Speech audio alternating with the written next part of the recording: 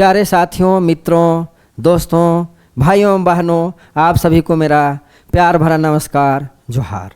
मैं नागेश्वर वर्मा आप लोगों के बीच एक महत्वपूर्ण सूचना के साथ इस कौटिल्य पाठशाला के डिजिटल स्टूडियो में उपस्थित हूँ आप लोगों के समक्ष। वो महत्वपूर्ण सूचना क्या है? झारखंड कर्मचारी चयन आयोग के द्वारा विज्ञापन संख्या 2023 पर मैं आज विस्तृत चर्चा करूंगा और वो चर्चा का विषय है हिंदी विषय के महत्वपूर्ण पाठ्यक्रम पर आधारित कि आखिर हिंदी विषय से कौन कौन ऐसे महत्वपूर्ण प्रकरण हैं व्याकरण के जिससे परीक्षा में अक्सर प्रायः परीक्षा में यह क्वेश्चन पूछा जाता है।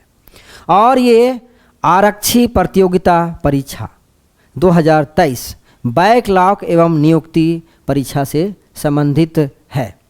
और आप ये भी बता देना चाहता हूँ आप लोगों को मैं कि यह जो सिलेबस है ये झारखंड आरक्षी प्रतियोगिता परीक्षा से संबंधित ही नहीं बल्कि SSC-GD परीक्षा 2023 और झारखंड उत्पाद सिपाही परीक्षा एवं साथ ही अभी आगामी जो सरकार के द्वारा निर्धारित तिथि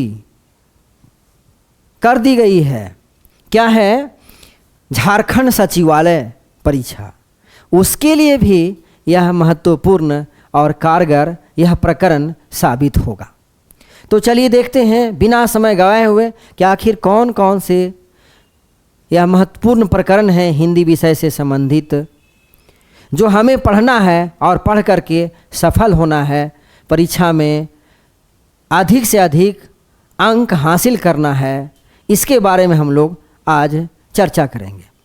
तो देखिए, मैं स्क्रीन पर आप लोग को जैसा दिख रहा होगा कि झारखंड कर्मचारी चयन आयोग रांची विज्ञापन संख्या 17/2023 झारखंड आरक्षी प्रतियोगिता परीक्षा 2023 JCCE 2023 नियमित एवं बैकलॉग परीक्षा का आयोजन किया जा रहा है। झारखंड के विभिन्न जिलों में, चाहे वो चतरा हो, हजारीबाग हो, गिरिडीह हो, धनबाद हो, बोकारो हो, उस जिले में प्राप्त रिक्तियों के विरुद्ध बैकलॉग एवं नियुक्ति नियमित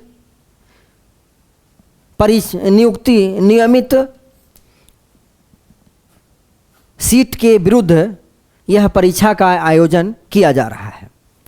तो परीक्षा का स्वरूप और पाठ्यक्रम कैसा रहेगा हिंदी विषय से संबंधित, आइए देखते हैं।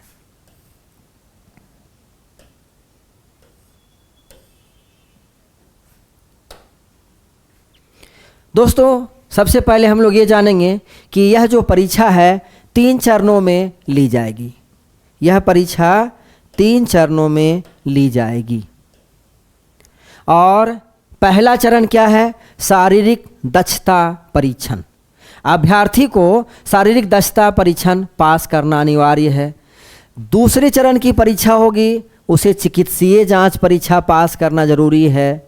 और चिकित्सीय जांच के बाद एक महत्वपूर्ण परीक्षा जो है वो है लिखित परीक्षा। इस पर विशेष ध्यान देंगे दोस्तों, भाइयों एवं बहनों हमारे। क्या है लिखित परीक्षा? क्या है? तो मैंने लिखा है कि शारीरिक दक्षता परीक्षण और चिकित्सीय जांच में सफल अभ्यर्थियों की OMR सीट पर आधारित लिखित परीक्षा ली जाएगी। और लिखित परीक्षा में 2 पत्र होंगे। कितने पत्र? 2 पत्र होंगे। और दोनों ही पत्रों के प्रत्येक प्रश्न 3 अंक स्तरीय होंगे। और दोनों ही पत्रों के प्रश्न कैसे होंगे? तो वस्तुनिष्ठ एवं बहुविकल्पीय होंगे। Multiple choice question, MCQ question. अब पत्र 1 पर चर्चा करें कि पत्र 1 क्या है। पत्र 1 में कौन कौन से विषय की परीक्षा होगी? तो पहला है हिंदी, अंग्रेजी है, संस्कृत है, पंचपरगनिया है, खोरठा है, इस विषय में से, इस सभी विषयों में से कोई एक विषय को आपको लेना है और इस एक विषय को लेकर के आपको जो है न्यूनतम 30% अंक लाना अनिवार्य होगा आपके लिए। कितना अंक? 30% अंक लाना अनिवार्य होगा और इसमें भी प्रश्नों की संख्या 100 होगी और प्रत्येक प्रश्न 3 अंक स्तरीय होंगे। अब हम लोग चर्चा करें कि पत्र 2 क्या है। तो प्रश्न पत्र 1 में हिंदी विषय के पहले चर्चा कर लेता हूं आप लोगों के बीच कि हिंदी विषय में क्या रहेगा, कौन कौन से। तो यहाँ क्या है कि इसमें स्पष्ट निर्धारित है कि पहला है हिंदी। हिंदी में क्या है तो आपके व्याकरण से संबंधित प्रश्न, कक्षा 10वीं माध्यमिक स्तरीय कक्षा 10वीं की जो पुस्तक है क्षितिज भाग 2 और कृतिका भाग 2, क्षितिज भाग 2 के गद्य और पद्य खंड दोनों से संबंधित और कृतिका के जो 4-5 पाठ हैं उसमें से प्रश्न पूछा जाएगा। इसके अलावे व्याकरण से संबंधित प्रश्न आपको पूछा जाएगा। तो कौन कौन सा है क्षितिज भाग 2 पर। क्षितिज भाग 2 में देखिए क्या है। सबसे पहले ध्यान देना है कि काव्य खंड में क्या है, उद्धव तुम हो अति बड़भागी, सूरदास के द्वारा लिखी गई ये रचना है। दूसरा है राम लक्ष्मण परशुराम संवाद, ये पद्य खंड है, तुलसीदास के द्वारा लिखा गया रचना है। और आगे जो है तीसरा है डार द्रुम पल्लवनी नुपुर, देव की लिखी हुई रचना है। और आगे जो है रचना है इसमें आत्मकथ्य जयशंकर प्रसाद की लिखी हुई रचना है। उसके बाद है आपका उत्साह अट नहीं रही, उत्साह और अट नहीं रही, ये सूर्यकांत त्रिपाठी निराला की लिखी हुई रचना है।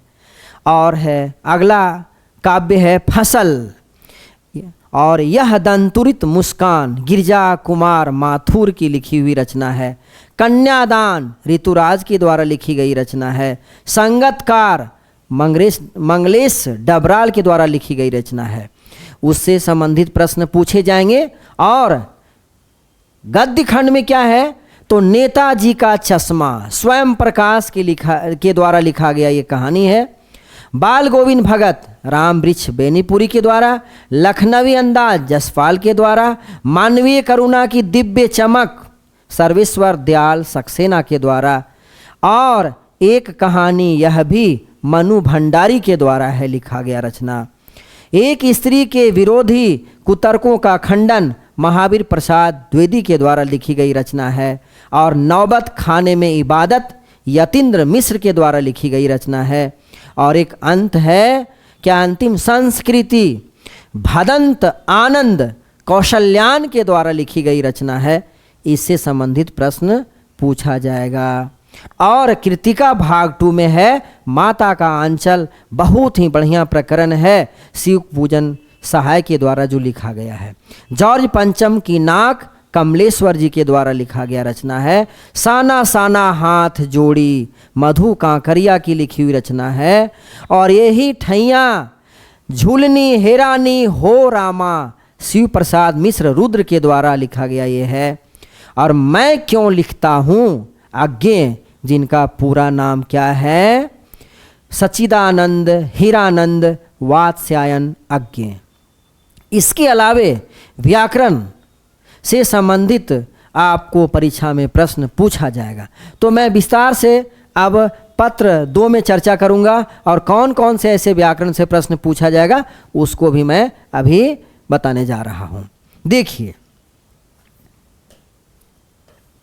पत्र 2 में देखिए, पत्र 2 क्या है, पत्र 2, इस पत्र 2 में भी 2 भाग बटा हुआ है।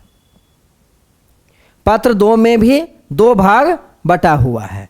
क्या है इसमें भाग 1 हिंदी भाषा से संबंधित होगी। भाग 1 हिंदी भाषा से संबंधित और दूसरा क्या है भाग 2 जिसमें है सामान्य ज्ञान और मेंटल एलिजिबिलिटी टेस्ट से संबंधित होगी। तो भाग 1 हिंदी भाषा से संबंधित कौन कौन से प्रश्न पूछे जाएंगे और कौन कौन से महत्वपूर्ण प्रकरण है जिसे ये परीक्षा में जिसे पूछा जाएगा। देखिए,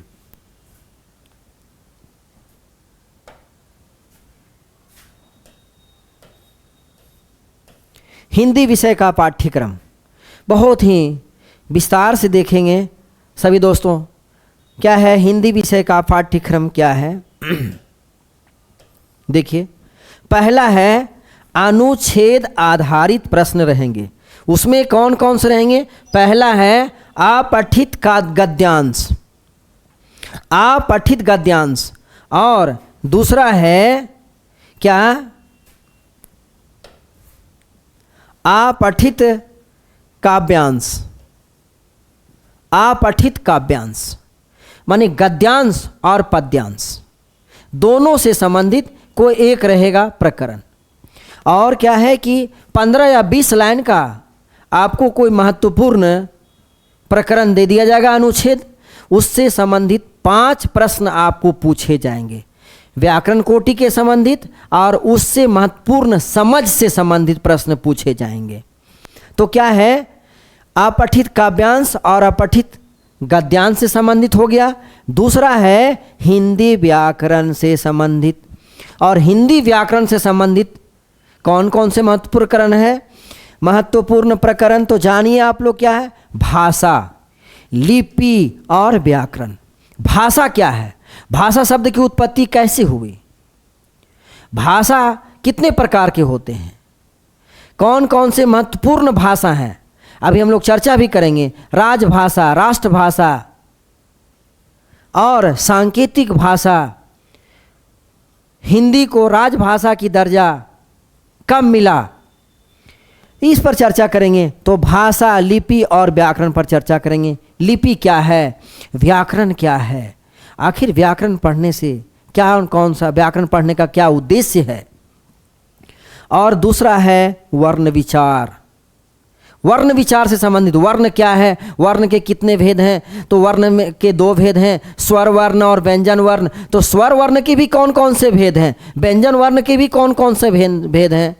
अल्प प्राण क्या है, महाप्राण क्या है, अंतस्थ व्यंजन, ऊष्म व्यंजन, ऐसे ऐसे महत्वपूर्ण छोटे छोटे टॉपिक हैं जिससे ये प्रश्न पूछा जाएगा। दूसरा हम लोग तीसरा आगे देखें, शब्द विचार बहुत ही महत्वपूर्ण है दोस्तों। शब्द विचार को हम लोग बोलते हैं शब्द विश्लेषणात्मक पक्ष, इसका ही अन्य नाम है। इसमें इसके 3 भाग बटे हुए हैं। कौन कौन से हैं? पहला है विकारी, आप लोग सब जानते हैं इसको, विकारी। और दूसरा है अविकारी शब्द। मैं एक तीसरा नाम लेकर के आया हूं, विकारक। तो क्या है देखिए, विकारी में कौन कौन से हैं? पहला है विकारी शब्द किसे कहते हैं? जिसका रूप, लिंग, वचन, कारक, पुरुष, काल के आधार पर बदलता हो, उसको हम लोग क्या कहते हैं? विकारी शब्द बोलते हैं। अब क्या कौन कौन विकारी शब्द हैं? विकारी शब्द 4 हैं। कौन कौन से देखिए, एक है पहला संज्ञा, संज्ञा। दूसरा है सर्वनाम, तीसरा है विशेषण, चौथा है क्रिया। अविकारी शब्द के अंतर्गत कौन कौन से आते हैं? क्रिया विशेषण, संबंध सूचक, समुचय बोधक, विस्मयादि बोधक और एक निपात। और विकारक जिससे विकार उत्पन्न हो, कौन कौन है? लिंग विचार, वचन विचार, कारक, काल विचार, वाच्य विचार, वाच्य विचार और पुरुष विचार। ये सब तो जो प्रकरण है, छोटे छोटे प्रकरण, आप लोग पूर्व से भी अवगत हैं कि और पहले भी आप लोग पढ़ चुके हैं। थोड़ी थोड़ी इसे जानकारी आप लोगों को प्राप्त करनी है। विशेष रूप से क्या है देखिए, आप लोगों के लिए शब्द संरचना के महत्वपूर्ण, शब्द संरचना के महत्वपूर्ण घटक। हिंदी व्याकरण में जितने शब्दों का निर्माण होता है उसमें से महत्वपूर्ण 4 हैं। तो कौन कौन है? उपसर्ग, प्रत्यय, समास और संधि। बहुत ही महत्वपूर्ण यह प्रकरण है दोस्तों, और हमेशा उपसर्ग से, प्रत्यय से, सर्वनाम ये विसमास से और संधि से ये हमेशा प्रश्न पूछते रहता है, हमेशा प्रश्न आता है। और उसके बाद हम लोग चर्चा करें शब्द संपदा। शब्द संपदा में कौन कौन से आएंगे? तो ध्यान देना है, तत्सम और तद्भव। तत्सम शब्द, तद्भव शब्द। तत्सम क्या है, तद्भव क्या है? तत्सम शब्दों के तद्भव शब्द कौन कौन से होते हैं? तत्सम से तद्भव शब्द कैसे बनाए जाते हैं? संस्कृत में मूल शब्द को तत्सम कहते हैं और तत्सम के बिगड़े हुए रूप को तद्भव कहते हैं, जिसको मैं विस्तार से क्लास लेकर के आऊँगा। आगे देखिए दोस्तों, देशज, विदेशज और संकर शब्द, इससे परीक्षा में पूछा जाएंगे प्रश्न। पर्यायवाची शब्द, विलोम शब्द, शब्द युग्म जिसको समश्रुत भिन्नार्थक शब्द इसको बोलते हैं, और एक अन्य नाम है श्रुति सम भिन्नार्थक शब्द भी बोलते हैं। फिर अन्य है अनेकार्थक शब्द, वाक्यांशों के लिए एक शब्द, बहुत ही महत्वपूर्ण है। और छठा है क्या? वाक्य विश्लेषणात्मक पक्ष। वाक्य विश्लेषणात्मक पक्ष में कौन कौन से आते हैं? तो वाच्य। वाच्य से एक प्रश्न पूछा जाएगा परीक्षा में, आपको परीक्षा में एक प्रश्न अवश्य पूछा जाएगा। वाच्य विशेषण, वाच्य विवेचन, पद परिचय के बारे में, फिर पदबंध, विराम चिन्ह और वाक्य विचार, वाक्य शुद्धिकरण बहुत ही महत्वपूर्ण है। क्या है? वाच्य विवेचन, वाच्य पर पूछा जाएगा, वॉइस जिसको कहते हैं, पद, पदबंध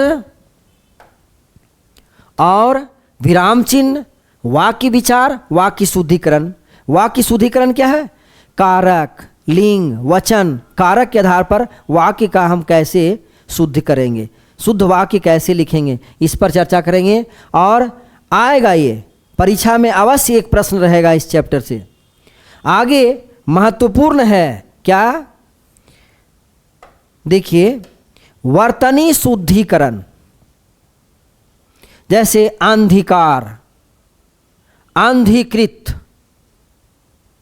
कौन कौन ऐसे शब्द हैं जिसको हमें हिंदी के मानकीकरण के आधार पर शुद्ध लिखना है। हम लोग बहुत ऐसे शब्द को लिखने की जानकारी अननोन रखे हुए, नहीं जानते हैं, जिसे जानना बहुत ज़रूरी है आपको। तो वर्तनी शुद्धिकरण शब्द शुद्ध लिखने के लिए। फिर मुहावरा बहुत ही महत्वपूर्ण, लोकोक्तियाँ बहुत ही महत्वपूर्ण, और छोटे छोटे प्रकरण हैं अलंकार, रस और छंद। इससे भी प्रश्न हमेशा परीक्षा में पूछे जाते हैं।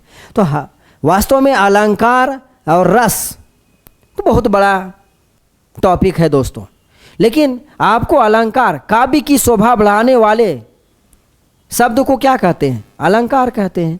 तो कहने का मतलब हुआ कि अलंकार से ये 4-5 प्रमुख अलंकार हैं, जैसे कौन कौन से? अनुप्रास अलंकार, यमक अलंकार, उपमा अलंकार, संदेह अलंकार, भ्रांतिमान अलंकार। ये महत्वपूर्ण कुछ ऐसे अलंकार हैं जिससे परीक्षा में हमेशा प्रश्न पूछे जाते हैं। और रस, रस से संबंधित रसों की संख्या कितनी है? 11 है।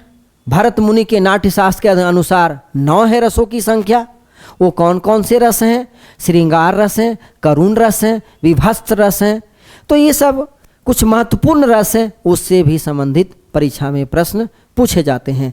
चूँकि माध्यमिक स्तर पर यह सिलेबस में दिया हुआ है दोस्तों, अलंकार, रस और शब्द शक्ति। शब्द शक्ति कितने प्रकार के होते हैं? 3 प्रकार के। शब्द शक्ति 3 प्रकार के, अभिधा, व्यंजना और लक्षणा।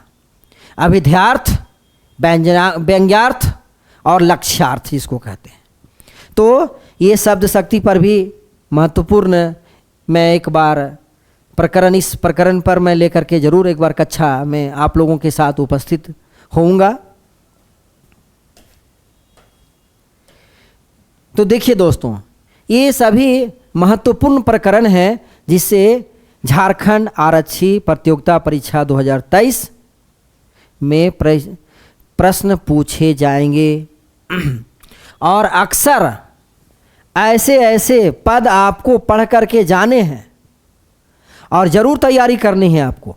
मैं एक एक करके प्रत्येक चैप्टर का विश्लेषण के साथ, इसके महत्वपूर्ण अभ्यास प्रश्न पत्र के साथ आप लोगों के बीच आऊँगा दोस्तों। और आपको पढ़ना वही है जो परीक्षा में आए।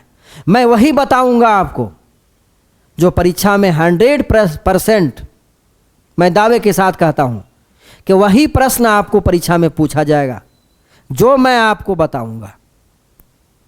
और चूँकि पद से कौन कौन से प्रश्न बनते हैं, परीक्षा के दृष्टिकोण से जो प्रश्न परीक्षा में हमेशा आते हैं, पद परिचय से संबंधित देखेंगे,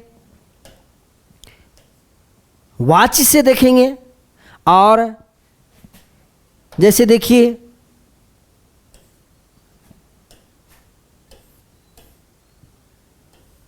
उपसर्ग, प्रत्यय, समास और संधि, इससे महत्वपूर्ण प्रश्न हमेशा आते हैं।